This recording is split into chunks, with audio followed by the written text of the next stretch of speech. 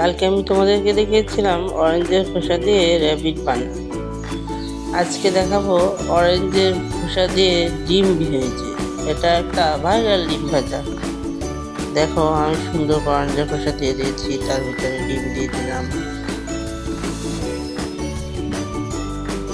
দেখে তো মনে হয় ভালোই হবে। এবার আমি ঢাকনা দিয়ে দিয়েছি। দেখো, এই যে আমি নামিয়ে নেব। এবার দেখা যাক কেমন টেস্ট হয়।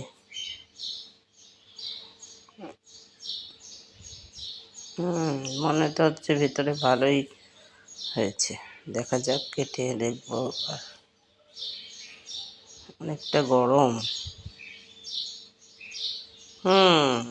দেখ, ভেতরে ভালোই সেদ্ধ হয়েছে। এবার খেয়ে দেখা যাক।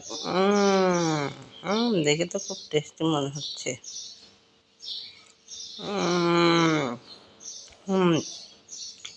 ভালোই, কিন্তু একটু ফ্লেভারটা খুব সুন্দর আসছে।